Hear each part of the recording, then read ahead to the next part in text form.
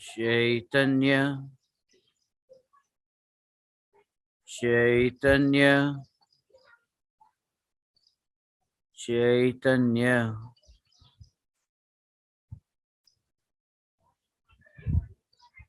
चैतन्य स्वभावी भगवान आत्मा अनादि अनंत शुद्ध चैतन्य मात्र है।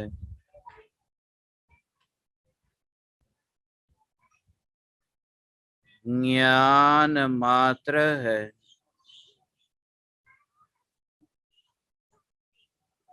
मैं शुद्ध चैतन्य मात्र, ज्ञान मात्र,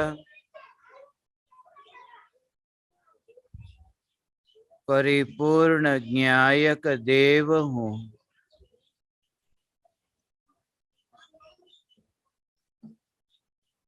अनंत गुणाधिपति, अखंड एक सत्ता स्वरूप तत्व हूँ।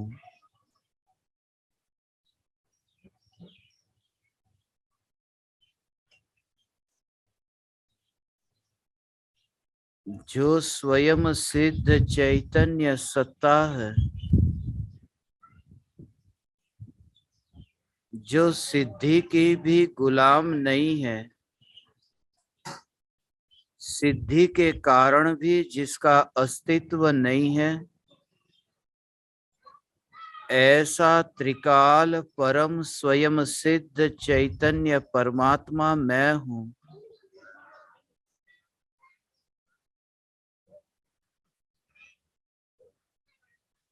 अनंत काल बीतने पर भी जिस ध्रुव ज्ञायक देव की और दृष्टि नहीं करके भी जिसके स्वरूप में कोई परिवर्तन न आया, जो स्वरूप सदैव चैतन्य स्वरूप ही रहा, यह चैतन्य स्वरूप भगवान आत्मा मैं हूँ।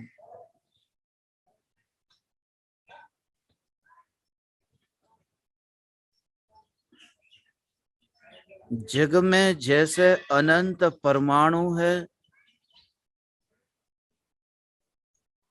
और प्रत्येक परमाणु स्वयं में लीन है, एक परमाणु भी स्वयं की सत्ता को छोड़कर पर परमाणु में कर्ता होने जाता नहीं। प्रत्येक परमाणु का परिणमन स्वतंत्र है, तो मैं अपरिणामी चैतन्य परमात्मा परतंत्र कैसे?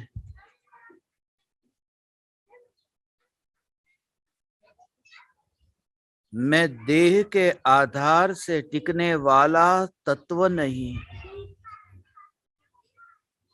ज्ञान की सत्ता में देह की सत्ता है ही नहीं, परमाणु है ही नहीं। यह परमात्मा मैं हूँ।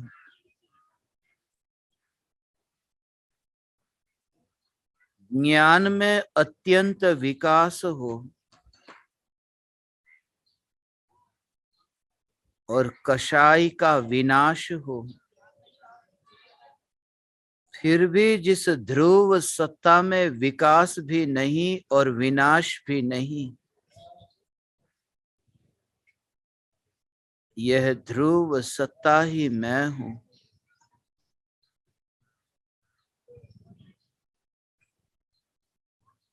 वाणी से भी पार,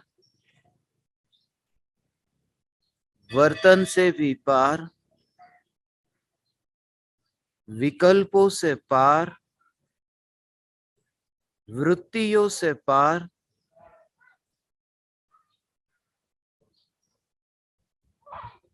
विकास और विनाश से पार, विचारों से पार, यह ज्ञायक देव सदैव अस्पर्शी है। यह ज्ञायक देव सदैव निरपेक्ष है। यह निरपेक्ष ज्ञायक देव मैं हूं, जिसके होने में ऐसी परिपूर्णता है कि पर से कुछ भी मांगना न पड़े, पर से कुछ भी लेना न पड़े।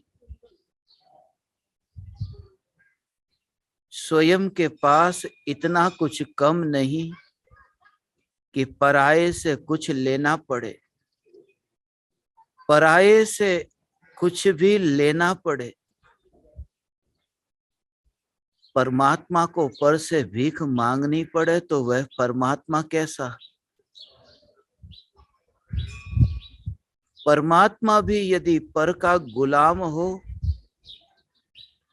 तो फिर जगत में और परमात्मा होगा कौन? मैं पूर्ण पूर्ण पूर्ण परमात्मा,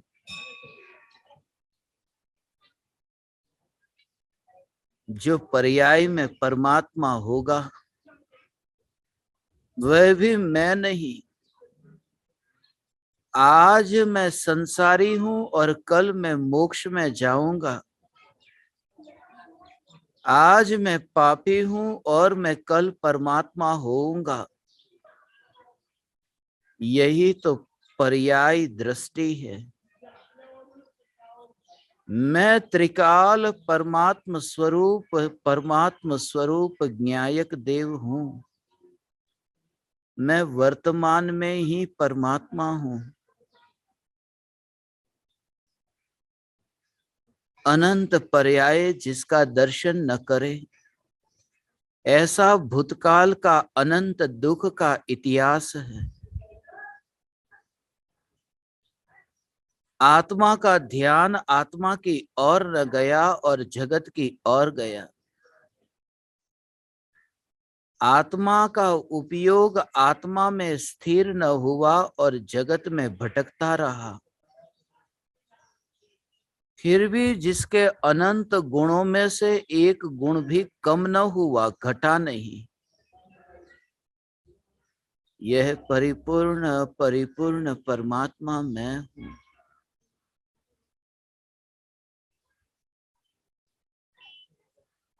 मांस के टुकड़े से अनादि अनंत परमात्मा का अस्तित्व नहीं है। खून के कारण परमात्मा का अस्तित्व नहीं है। हड्डियों के कारण परमात्मा का अस्तित्व नहीं है। जो चैतन्य परमात्मा मांस, खून, हड्डी ऐसे मलिन पदार्थों से जिसका अस्तित्व नहीं है, तो परमात्मा का अस्तित्व देह के कारण कैसे? देह का विकल्प उत्पन्न होते ही देह के प्रति इतना अरुचि भाव कि मांस का पिंड, मांस का थैला मैं हूं ही नहीं। मैं अपने ज्ञान से बाहर कहीं जाता नहीं तो मांस में कैसे जाऊं? मांस मेरे निकट आता नहीं। मांस मेरे निकट आता हुआ तो मैं तब मानूं यदि मांस ज्ञान रूप परिणमित हो जाए। मांस जानने लगे। मुर्दे को यदि अनुभव होने लगे कि ठंडा क्या है, गर्म क्या है, मुर्दा यदि ये जानने लगे कि मैं मुर्दा हूं, तब वह मुर्दा मेरे नजदीक आया। तब वह मुर्दा चैतन्य के निकट आया, मगर मुर्दा सदाकाल अचेतन है। वर्तमान में ही यह मुर्दा अचेतन है। अमृत की बूंद मृत देह पर गिरती ही नहीं है। यह अमृत मृत देह से बिल्कुल अलग ही रहता है। यह अमृत न्यायक देव और यह देह मृत देह।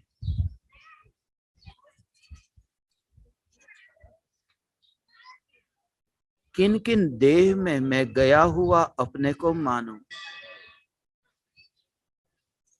अनंत देह की अनंत लंबी परिपाटी है।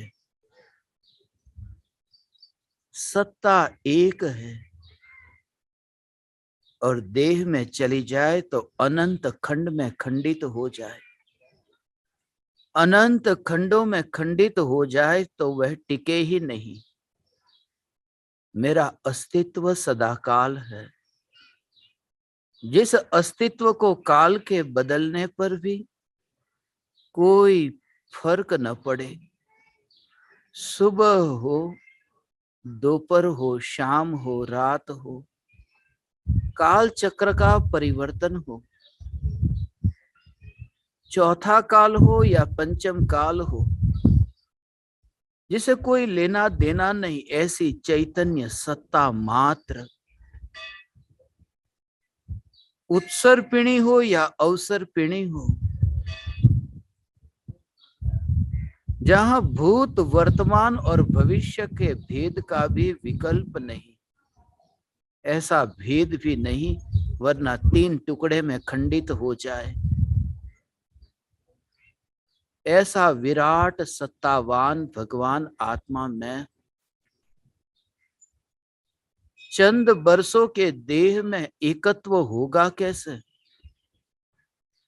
जिसकी आदि भी है और जिसका अंत भी है।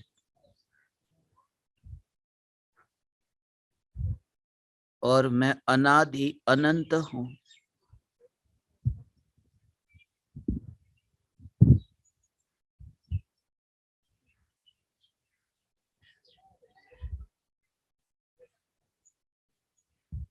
चैतन्य के अतिरिक्त इस जगत में और अतुल और अनुपम और कुछ भी नहीं। सब कुछ दांव पर लगाना पड़े तो लगाने की तैयारी, इसी जोर से कि मैं चैतन्य परमात्मा हूं। सारे जग में कैसा भी परिणमन हो तो स्वीकार की तैयारी, इसी बल से कि मैं चैतन्य परमात्मा हूं।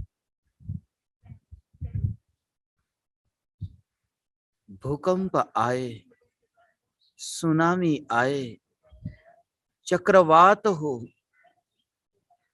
कैसा भी प्रलय हो, सब तैयारी एक ही जोर से कि मैं अनादि अनंत चैतन्य परमात्मा हूं और मैं परिपूर्ण आनंद स्वरूप हूं।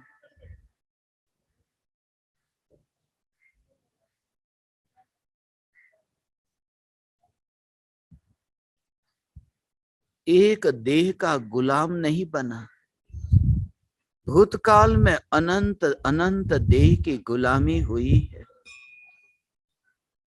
अनंत देहों की गुलामी करके ये एक और नया देह, और ये मानना कि ये देह मैं हूं। इससे बड़ा अज्ञान इस जगत में और कुछ भी नहीं। एक ही अज्ञान है, ये देह मैं हूं, यही अज्ञान है। यही अज्ञान है। यह देह मैं हूं, यह अज्ञान है। मगर अज्ञान के अंधेरे को भी जो जानता है, अंधेरे में भी जो ज्योति बुझती नहीं है, लोक में ऐसा कोई अंधेरा नहीं कि अंधेरा भी हो और उजाला भी हो।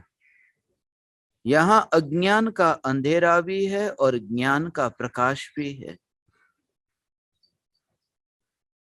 मगर अज्ञान के अंधेरे में ज्ञान की ज्योति मिलती नहीं। यह चैतन्य ज्योति मैं हूं।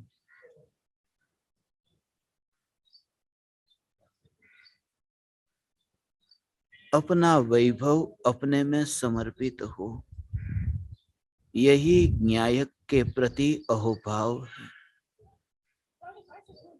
राग के परमाणु न्यायक को अर्पण हो ही नहीं सकते, क्योंकि न्यायक में भीतर जा नहीं सकते। धन न्यायक के भीतर जा नहीं सकता, इसलिए न्यायक को धन अर्पण हो नहीं सकता। संपत्ति वैभव न्यायक देव को अर्पण नहीं हो सकती, क्योंकि पुद्गल का जीव के साथ अत्यंता भाव है। पुद्गल न्यायक में मिल नहीं सकता। कोई भी पराया द्रव्य निज द्रव्य में भीतर जा नहीं सकता, इसलिए पर से निज की भक्ति हो नहीं सकती। पर से निज की भक्ति करने की चेष्टा सदैव असफल रहती है, क्योंकि पराया अपने में अर्पित नहीं हो सकता। एक ही है कि श्रद्धा आत्मा का वैभव है। देह में श्रद्धा नहीं होती, जैसे देह में ज्ञान नहीं है, ऐसे ही देह में श्रद्धा भी नहीं है। जैसे देह में ज्ञान नहीं है, ऐसे देह में चारित्र भी नहीं है। जैसे देह में ज्ञान नहीं है, ऐसे ही देह में सुख भी नहीं है, क्योंकि ज्ञान, श्रद्धा, चारित्र, सुख ये आत्मा का स्वभाव है, जो देह में है ही नहीं। आत्मा का स्वभाव आत्मा का वैभव है, और आत्मा का वैभव आत्मा में अर्पित हो, आत्मा की श्रद्धा आत्मा में अर्पित हो। अनादि अनंत आत्मा की एक समय की श्रद्धा की अवस्था में अनादि अनंत आत्मा का विराजमान होना और श्रद्धा ऐसी मोहर लगाए कि मैं एक समय की नहीं, मैं त्रिकाल अस्तित्ववान भगवान आत्मा हूं। मैं त्रिकाल अस्तित्ववान भगवान आत्मा हूं। श्रद्धा के हस्ताक्षर हो, बुद्धि के नहीं, श्रद्धा के हस्ताक्षर, कि मैं भगवान आत्मा अपना वैभव अपने में अर्पित हुआ।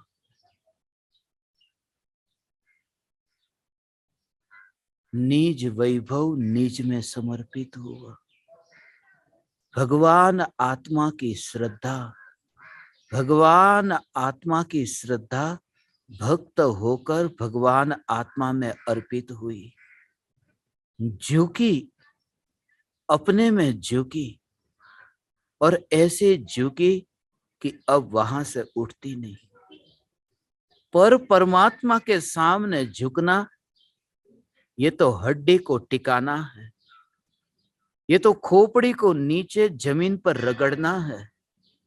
यह भक्ति नहीं, ये खोपड़ी की मिट्टी के साथ में मुलाकात है, पुद्गल पुद्गल की टकराहट है, परमाणु परमाणु का कोलाहल है। यह भक्ति नहीं, श्रद्धा रूपी भक्त न्यायक देव रूपी भगवान में ऐसे ही झुके कि अनंत काल के लिए अब वह झुकना छूटे नहीं। झुकी तो ऐसे झुकी कि अब और कहीं झुकने जैसा लगा ही नहीं। वितरागी को झुकने के बाद में अब रागी को झुकने जैसा लगा ही नहीं। न्यायक देव को झुकने पर अब श्रद्धा राग के विकल्प में झुकती ही नहीं। राग के विकल्प में ये श्रद्धा झुकती ही नहीं। यह त्रिकाल सत्ता स्वरूप आत्म राम जिसमें श्रद्धा अर्पित हो,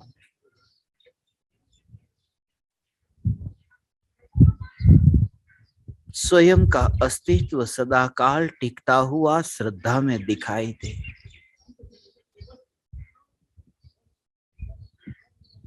किसी और के बारे में ये ज्ञान में प्रतिबिंब पड़ रहा है। देह तो बिखरता है। कौन सा देह यहां सदाकाल बनने के लिए है? कौन सी दीवार सदाकाल टिकने के लिए है?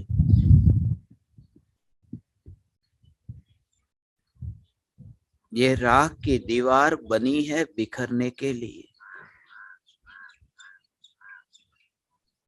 रोटी बनी है विष्टा बनने के लिए। यह देह बना है स्मशान में जाने के लिए। अस्पताल से स्मशान की यात्रा ये इसकी होनी है, ये देह की होनी है। और उसमें भी बीच में तो परमाणु पलटते पलटते पलटते पता ही नहीं जन्म हुआ तब जो देह के परमाणु थे कहां उड़कर के बैर बिखेर हो गए। स्मशान में पहुंचते पहुंचते तो नए परमाणु आ गए, पुराने परमाणु बीत चुके। इन परमाणुओं का स्वभाव ही है बहते रहना, पलटते रहना,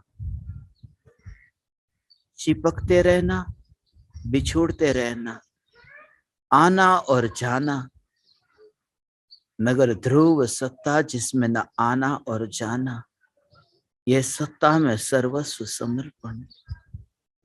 अन्य किंचित भी किसी भी ज्ञेय में अब एक समय की रुचि नहीं, श्रद्धा का हस्ताक्षर नहीं।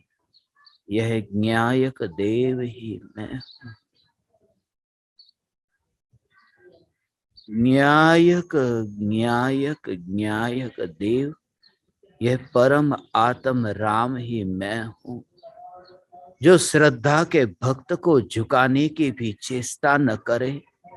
ऐसा आत्म राम मैं अनादि से श्रद्धा रूपी भक्त किसी और को झुकता था, फिर भी जो मौन रह कर के आनंद स्वरूप रहा, यह ज्ञायक देव, यह आनंद आनंद आनंद आनंद आनंद, यही चैतन्य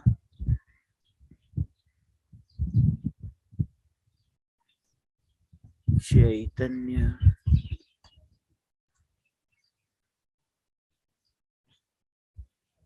चैतन्य।